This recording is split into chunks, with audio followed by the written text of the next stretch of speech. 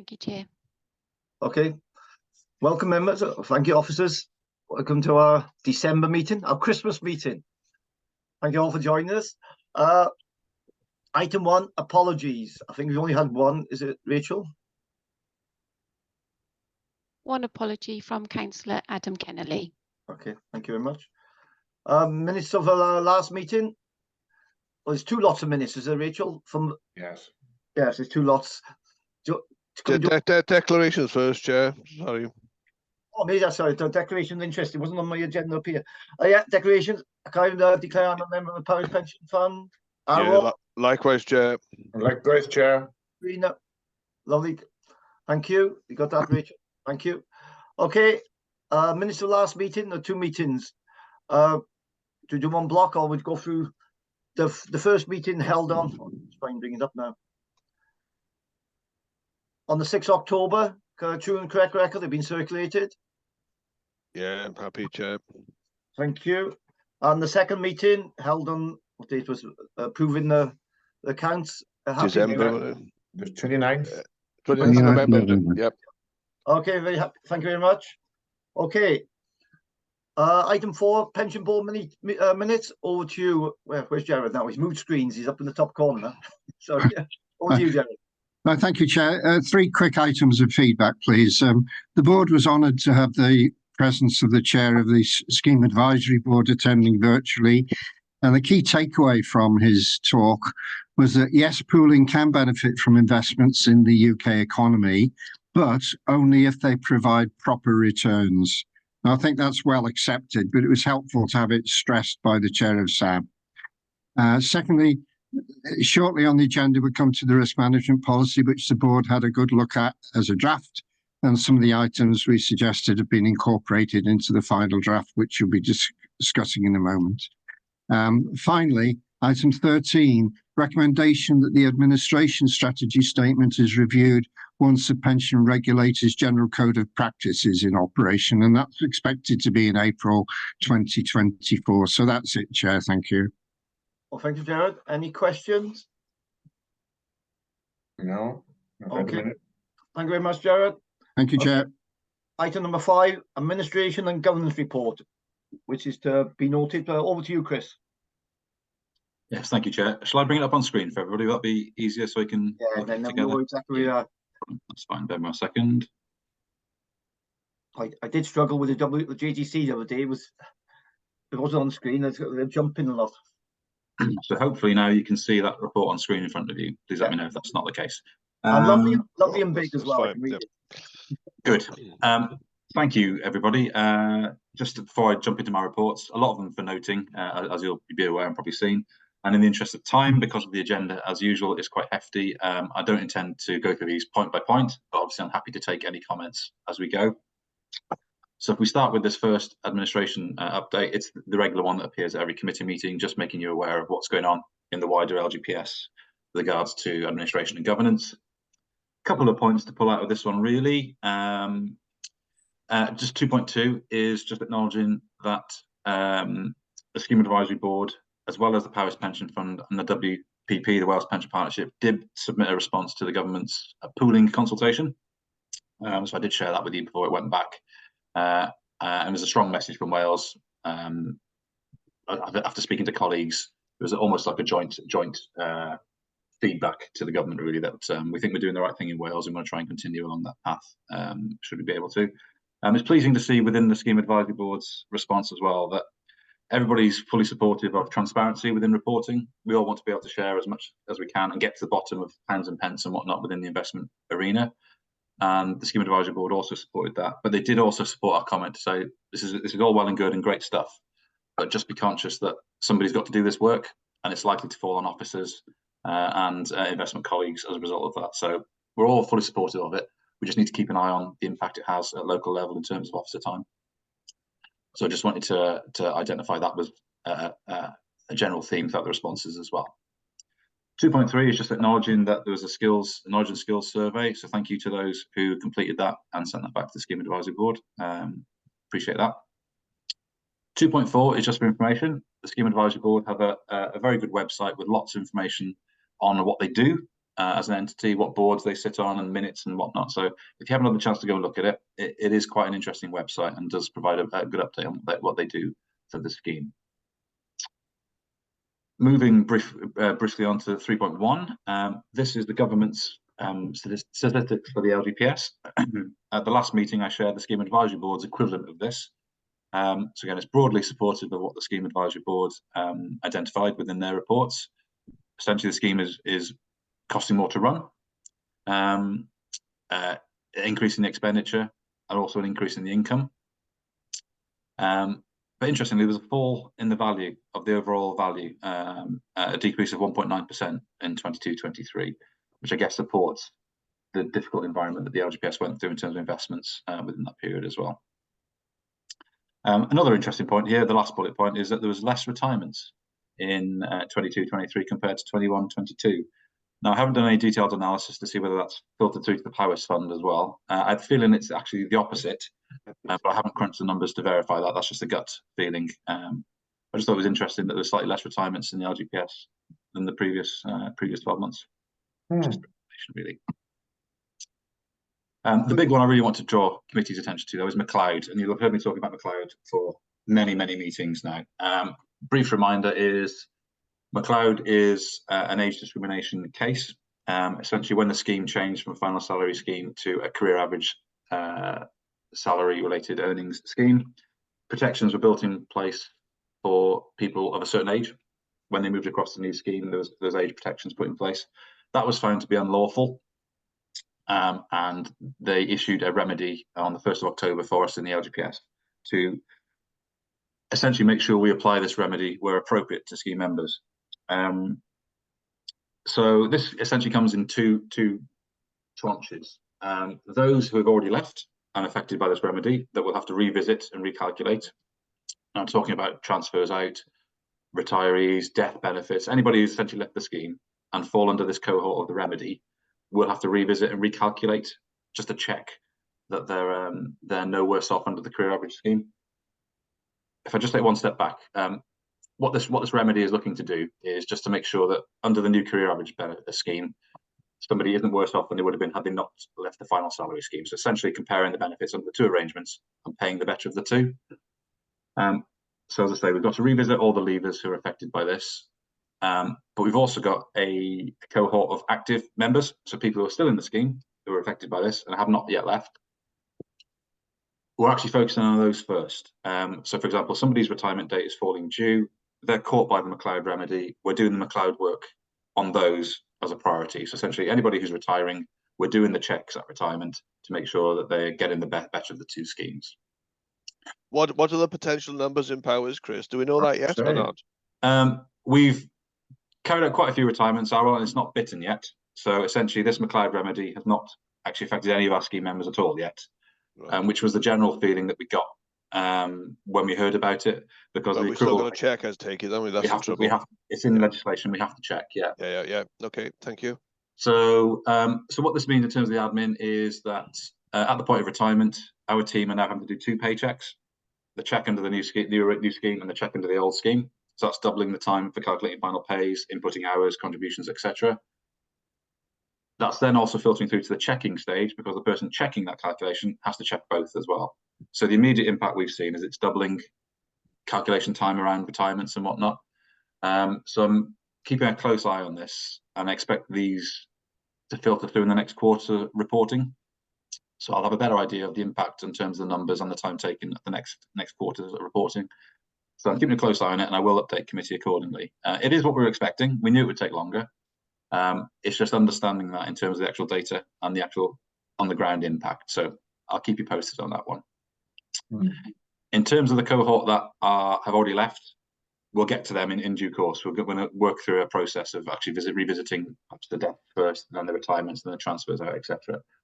But an added complication around it is, what if somebody was in another LGPS fund and they transferred across to us, and they were caught by this remedy period whilst they're a member of another fund?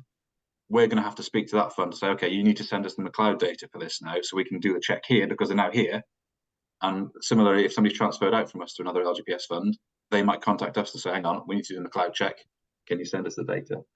So there's all sorts of these sort of bits of administration work that are going to go on with the team here, which are likely going to impact on things. So I'll keep you posted, I guess, is the best I can do at this stage. We are aware that it's going to have a pretty significant impact on the admin team. So Okay. how do you compensate for that then, Chris? I mean, it's not as though people are sitting there twiddling their thumbs at the minute, is it? No, no, not at all. And in fact, the exact opposite, Hugh. There's a couple of things we can do. We can look to try and embrace technology as much as we can. We've taken delivery of a reporting tool which helps us identify quick wins. So we can run this report. It'll say this group of 200 records.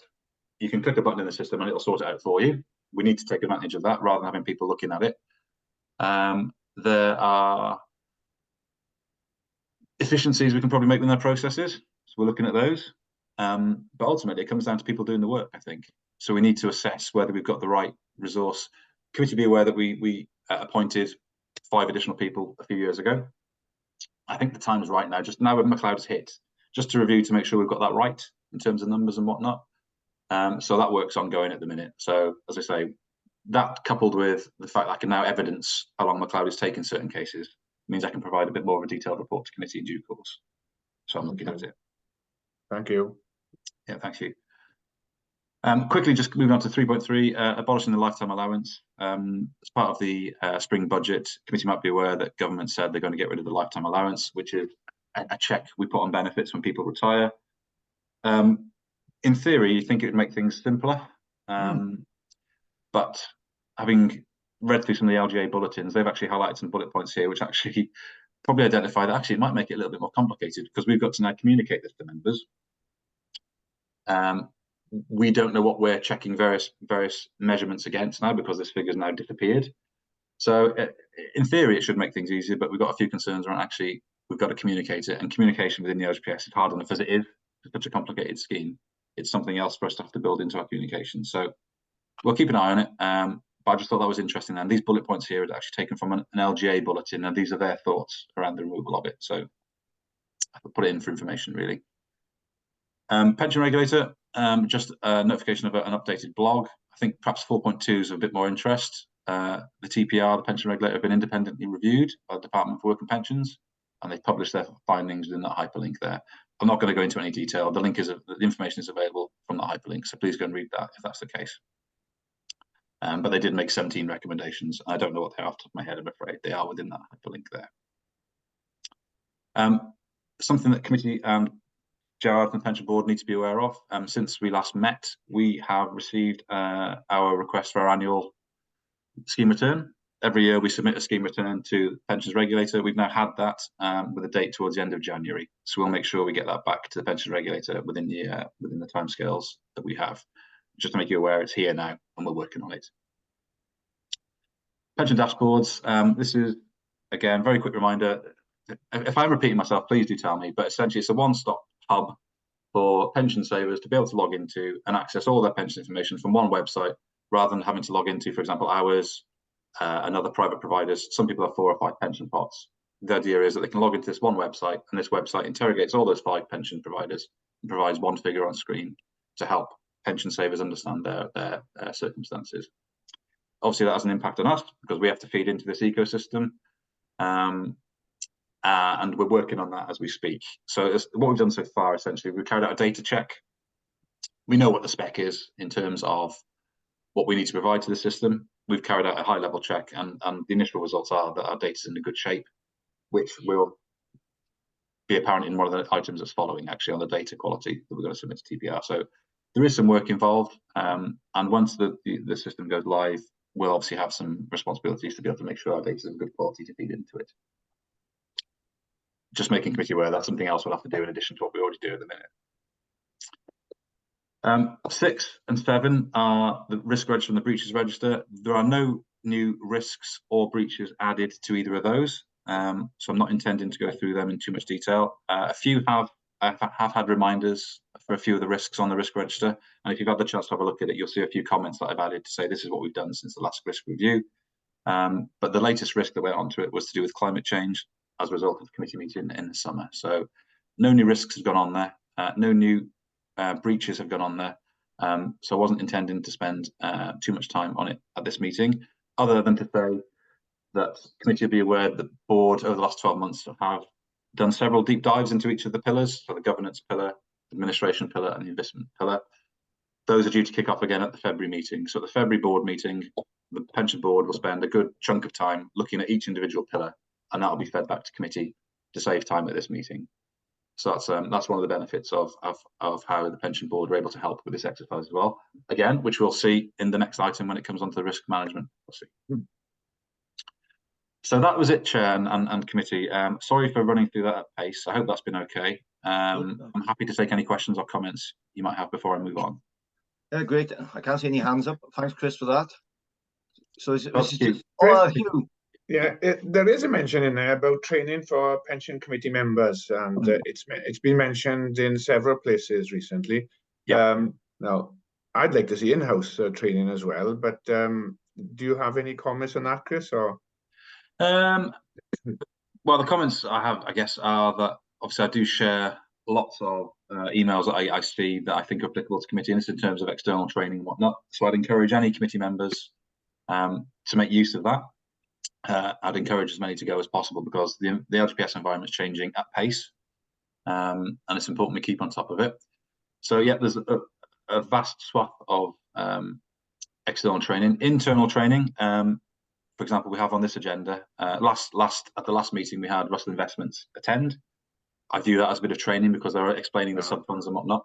We have got Aon colleagues presenting a liquid diversified presentation later on. Again, a bit of training. But if you think there's anything in additional, Hugh, that we could do, please do let me know, because I'm happy to put on as much training as committee want. And it's very important that we do that. There will come a point, as part of the good governance project that the Scheme Advisory Board did, they're recommending that committee training is all logged. No, I do log it anyway, so I know exactly who attends what and for how long and whatnot. But it might be at some point we have to publish that as well. So it is important that committee members attend as much training as they can. But in terms of internal training, please do let me know. I'm happy to put on whatever you need. And I don't want to prolong this, but sometimes, is there some stuff that is more relevant or more core? There's a lot of stuff out there, and it's not perhaps to be answered now, Chris. I don't want to prolong this, right? But perhaps it's a discussion for somewhere else. I don't know. It's fine. I mean, I think training is important, Hugh. One thing I would say about internal training, not the WPP is obviously an external entity, but obviously they provide a lot of training. I saw you there on Wednesday afternoon, actually, in terms of training, and the training plan that they produce is after having discussions with us as officers at the fund level as well. So these training plans are produced in discussion with us to try and benefit committee and board members as well. So whilst it's not Powys Pension Fund training, we've had some involvement in the design. Yeah. Okay. Thank you for that. And we also call just officers that come to me, the member of the JGC, that we fill in what's the training, where you lacking in knowledge, etc., where you think you need to learn more. So we do a survey quite often, twice a year. Yes. Yeah. So in fact, Chair, that reminds me, it came up on an officer call yesterday at the WPP meeting that if you haven't filled out your survey for the WPP training yet, please can you do so? Okay, it's got to be done by January. It's the end of December. Thank you. Okay, thank you. Oh, Karina. Oh, no, I was just going to say, I was there on Wednesday as well. I found it so high level and abstract that it was a bit lost on me. I would love some concrete examples. I don't come from a financial background. That would be great. I don't know what Hugh felt about it. I quite understand where you're coming from there. Gerard? Yeah, just thank you, Chair, very quickly. Yes, I think it was quite technical the other day with WPP, but I just put a hand up for the admin and the governance aspects of training, which equally need attention. I think a lot of focus has been on investment training, particularly after the Mansion House discussions as consequences. But as I say, the board looks at the three pillars as Chris described. And when Hugh was talking about internal training, that might perhaps be better focused on admin and governance, whereas WPP, in my humble opinion, do a really good job on investment training, Chair. Thank you. Really good comment. Yeah. just noted, Karina, can we notice this, Karina, when we went to Carden Park, it's quite highlighted training for us to make members to make decisions, wasn't it, Karina? Yeah, to make a useful contribution. Yeah. Yeah. Trish? Hi, thank you. I'm so sorry to be late. I just wanted to apologise, really. I've had a nightmare getting into the sessions, and I couldn't get in on Wednesday, although I've had the recording sent to me, so I hope I'll be able to do that. So thanks very much. I just wanted to apologise for not being here at the start of the meeting today. Thank you. Oh, that's sorry. But support all of the idea for training. Thank you. I was got Tracy's sent all the recordings to all the members as well as he, Chris. Must have been quite handy. I knew that Trish was having some issues logging in, because she contacted me whilst the training was going on. So I spoke to WPP, and whether they've circulated it to everybody, I don't know. But I could send it on. I don't know. Is it? You got to be some. I think because it's WPP training, I think we should probably go via them if we're circulating it. Yeah. So yeah. Okay, thank you. I'd be happy to note, compose a second to note this report of Chris, please. Thank you. Trish, I think everybody happy. Thank you. Risk management policy. We need to approve this. Over to you, Chris. Yes, thank you. Hopefully this will just be a formality, but what this document is seeking to do is just to provide a bit of context to the wider public and for people to know what we actually do when it comes to managing the risk register. We've had a risk register for years and years, but perhaps it's not always been evident about what we do behind the scenes to produce this risk register and how we manage it. So what this document is seeking to do is essentially just provide a bit of meat on the bone as to the process that we go through when deciding on new risks to go onto the risk register, how we review, how we monitor, etc. So just produce this really and try and encourage some best practice around the governance of the pension fund. So because it's new, I thought I might just spend a little bit of time taking committee through it, if that's okay, and obviously to answer any questions as we go. I have lost you off my screen now, though, so you'll have to just shout if there are any questions, I'm afraid. So introduction, again, it's just highlighting what I just talked about. What do we do in putting risks on the risk register and managing them? Who does it apply to? Well, it's covering all of us involved with the running of the fund, essentially. So Pension Investment Committee, the local pensions board, and the senior officers involved in the managing of the risk. But what it's trying to do is it's trying to paint a picture about how those three come together to manage the risk within the fund as well. Obviously, we talked about the local pension board. They've already seen this policy and made any comments. And I've incorporated some of those comments into this actual policy. So that's an example of how we all work together to arrive at a better place. So I try to incorporate as much of that as I can within this document. It's not rocket science. It's basically just saying, this is what we're trying to do when we manage risk. What is our approach to it? And we understand that we can't just magic away all the risk around running a pension fund. Risks will always be there, but providing we have the appropriate measures and mitigations in place so that we're comfortable in managing the risk, we're happy with that. So this is just trying to paint that picture really about what we're trying to manage and how we'll go about it. It's trying to paint, trying to draw out kind of the process that we go through. It's the best I could do with a graphic in Word, I'm afraid. So I hope it does the job. But it's essentially showing the cycle that we go through repeatedly. I get regular reminders from the risk register system to say, this risk requires a review. Please go in and consider it. And that's my opportunity then to just to go through this cycle and say, okay, is it still appropriate?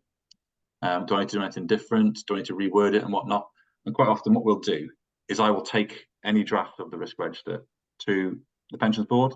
Pensions board have their comment, goes through that cycle, and then it appears in front of the Pension Investment Committee to say, look, the two of the three involved in the management of the risk have already looked at it. Here it is for you guys to consider, and if you're happy with it, that's the actual final check before it gets approved and published.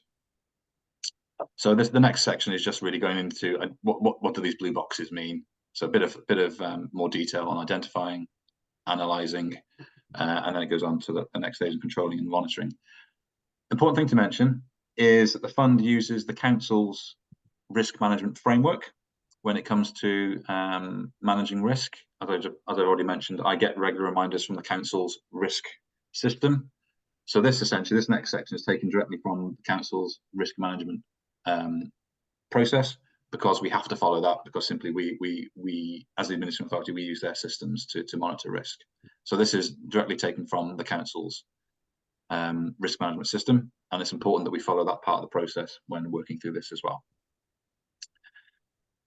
What I thought was interesting, I thought something we should probably include, is that there is a risk to just having risk registers, and that they simply become a routine exercise, a little bit like just saying, okay, well, that risk's fine, put a tick in the box. It's important that we spend the appropriate time that's needed on each risk. And simply by the pension fund being an entity in itself, really, there are risks associated with that. And one of the key ones, we talked about it already, is training. There's lack of experience of committee members, pension board members, officers. That can be a real risk. So it's important that we have policies and practices in place to make sure that we retain knowledge. And we already talked about it. Training is one of those very important. And the chair of the board already mentioned that perhaps we should spend a bit more time, or maybe some internal training on admin and governance might be a way to do that as well. The WPP are very good on the investment side of things. Maybe we could do some more locally in terms of admin and governance. So that's a good point. But it just reinforces the fact that we need to make sure that people involved in managing risk have the skills and the knowledge they need to do that.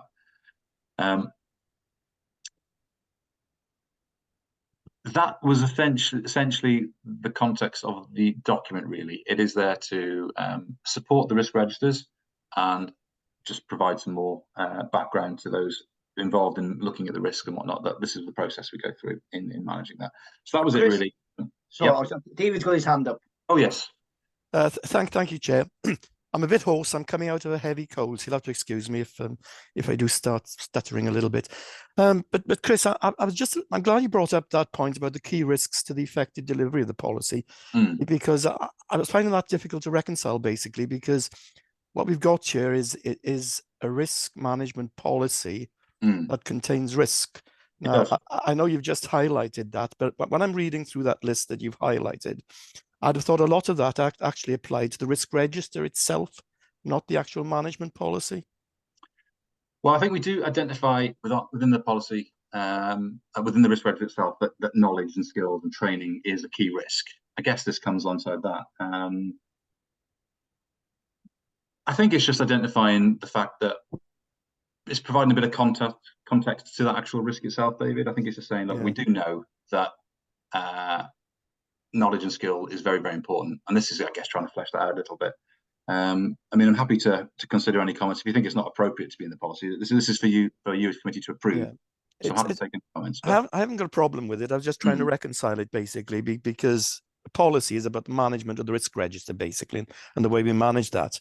And I just felt that there's a contradiction. If you've got a risk management policy that contains risk, then that doesn't quite sound right. But I can understand that the application of the policy to the management of the register, that could create risk in a sense. So it's not a huge issue. It's just something I was trying to get my head around, really. Yeah, I understand. Yeah, I do understand. Perhaps I can reconsider the wording of this section, perhaps a little bit more before we publish it. So if you're happy, maybe you can leave that one with me. I can recirculate it around committee, and then once you're happy, we can then go from there.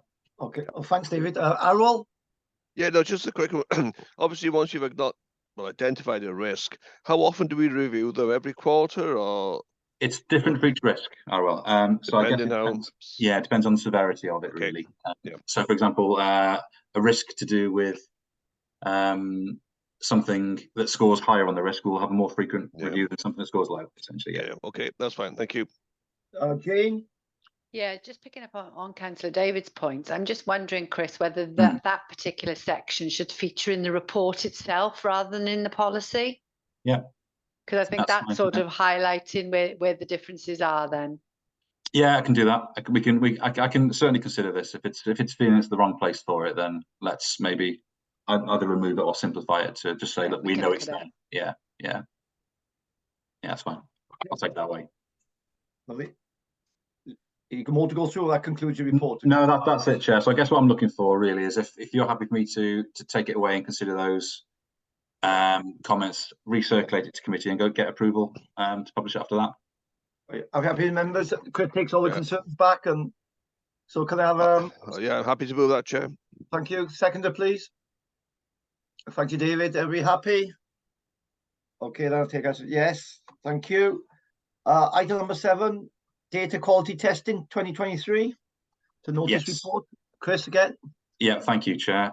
This is going to be a very quick one. It's just essentially to update the committee on the current data quality scores that we submit to the pensions regulator as part of this annual return, the scheme return, which I just talked about previously.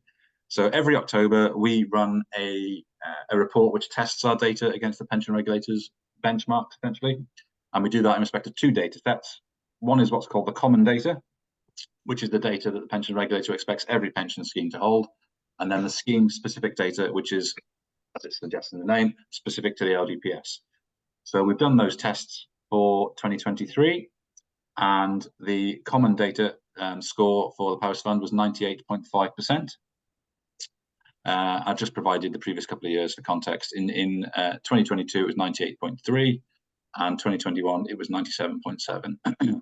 So we've seen a gradual trend upwards, which I'm pleased about, really because each day our data set grows as well. We have new members joining, we have people leaving and whatnot. So this is nice to see that as our data set grows, the quality of our data is also improving as well. There's always a risk when you take more on board, the quality could drop. So pleased to see that the data improvement plan is working, and we are seeing a positive trend upwards in respect of the scores, the common data. Oh, well, yeah. Yeah, well, no, just I don't think we're going to improve much on that figure, because obviously the one that's letting us down is the addresses, but we're only as good as what people tell us, aren't we, on the addresses, to be honest? Absolutely correct. So We get around 95% of our data for active members electronically, and the reason this score is down at 97.5 is not because the address isn't complete. It's mostly because an address field is in the wrong place, so it fails the test. So, for example, if it's expecting the postcode in the postcode area, if the postcode is on line 4 of the address, as well as Powis, for example, that might fail the test. Okay. So the address is complete. It's not in quite the right format, but no, thank you. It is in a good place. Yeah. Okay. Just another national insurance number, because surely you can't have your pension unless you get your NI number right. Is it incorrect or not receiving an NI? It could be that maybe a digit's been transposed, or perhaps a temporary number set up to get something through the system. There is an example of temporary numbers. We try not to use them, obviously. That could be what's just bringing that down by that 0.6%. But usually what this is doing is testing the format. So it could be that it knows it's expecting is 8 digits in a letter. Maybe there's 2 letters in there or something like that. But what this report does, it does produce an output, which means I can go straight to have a look at what's the problem with the NI numbers. I haven't done that yet, but I can do that. It does provide the supporting data as well. Okay, thanks, Chris. Okay, thank you. So if I briefly move on to the scheme specific data, this one we don't score as well in. It's 93.37, but this is testing an awful lot more data. This is testing members' benefit data, contributions, etc. Everything is where it should be. Although I have got the previous scores, so it's 93.37 this year, and that has increased from 91.95 in 2022 and 91.87 in 2021. So again, a trend upwards, which I'm pleased to see. But the obvious one here is that the member benefits line is dragging the overall score down. If I can just give committee a bit of comfort around that. This is primarily because of a historic way we've held some data on one of the screens when we've merged records. What that means is, for example, where somebody's had 3 pension records, 3 jobs in the past, and they've left 1, we will aggregate the records so they end up with 2 records ongoing to match the 2 jobs that continue, because that 3rd job was finished. That involves migrating quite a bit of data, but what this test is doing is it's testing the transfer screen, and we might have only partially filled that out because that's not used to calculate the members' benefits at retirement. So essentially, it's just a data recording exercise that's internal and doesn't affect what the member's being paid. It's simply a recording exercise. So we have got the plan to go in to try and sort these out. It's pretty low priority because I say it's not affecting the members' benefits when they take them. It's just simply a reconciliation, a record on the system for our benefit. Should that go into members' details and not members' benefit then, really? It could do. I think it's probably called that because it's actually on the transfer screen, and on the transfer screen is one place where we do hold data that is used for members' benefits. So this is a very specific case. This is internal aggregations, essentially. Okay. But I do take your point. Yeah, I can have a look at that. Whether it's better. Okay, thank you. Well, it's one or the other, isn't it? Really, but yes. probably the figures will be the same at the end. Yeah, it would. Yeah. So until we rectify, we've talked about potentially doing a bulk exercise to bulk load in some data to rectify this. It's things like where we have aggregated a record, it needs an amount of transfer, for example, on the system. We might put 1 pence in, but because no money's actually moved hands, because it's an internal aggregation, that it's spotted that actually there's only 1 pence in there. You need to check that, and that's the kind of thing that's failing it. But we've had to put something in to get it to save. Yeah. Okay. Thank you. Thanks, everyone. So this is again. So that was it really. It's just to say that these two scores are both high. The quality of our data's of a pretty high standard, and we've had some confirmation, I think, from the actuary as well, who's speaking later on, that our data's in a reasonably good place. So we carried out the initial data assessment for the pension dashboard, and our data was all green across the board. So in terms of data we hold, I'm pretty pleased with the quality of it. But obviously aware that we do need to try and get these up as high as we can moving forward. So that was it, Chair. Just for information. Any questions? I can't see any hands up. Very happy. Thank you for that, Chris. Are we happy to note this report, please? I'll propose a seconder. Yeah, happy, Chair. Seconder, please. Who's that? Great, thank you very much. Are we happy? Okay. Brilliant, yes. You. Right, before we go to exempt, Rachel, Yeah. have we got everybody here should be and who shouldn't be is not here? Are all they on here? We're just missing Ben. Is Ben attending today? No, sorry, Ben isn't going to be with us today. Okay. Thank you. Can I remember something propose second go into confidential session, please? Sorry, Chair. One more item first. Have I missed that? Welsh Pension Oh, Partnership. well, sorry, I was going too quick. Yeah. I was missing. I had it highlighted here. Sorry, I missed it. WPP report, Chris. Yeah, this is me again. Thank you, Chair. This is just a quick one. Because the Joint Governance Committee hadn't met since the last committee meeting, there's no additional packs to share. So this is just making committee aware that since the last meeting, JGC met this Wednesday on the 13th of December. So obviously the papers are not yet available to share. I will circulate those when they are. But one thing that has happened since the last committee meeting is that the WPP have produced their annual report. So 2.2 has a hyperlink to the WPP's annual report, should you wish to go and read it. I haven't included it as part of the pack, just simply because the length of it is available by the hyperlink. And again, we've talked about it a lot this morning. Training 2.3 just reinforces that the WPP do provide regular quarterly training to officers, committee members, and board members.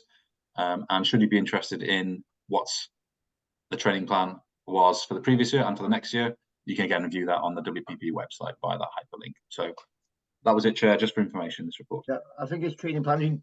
It's brilliant now. They've opened it up to the committee members, not just the JGC people or the WPP officers. So no, it's really good. And they're regularly quite high level, but you do pick up something. It's a journey to take it all in. You don't take it all in every training session. Okay then. Are you happy to note this report? Lovely, Carol. Lovely, thank you. Are we happy? Looks like nobody shouting that no. Okay then. Right, since everybody's in, I can go straight to the item 9 confidential session. Is it all right to do that, Rachel? I'll just close the session for the public. Just bear with me just a second.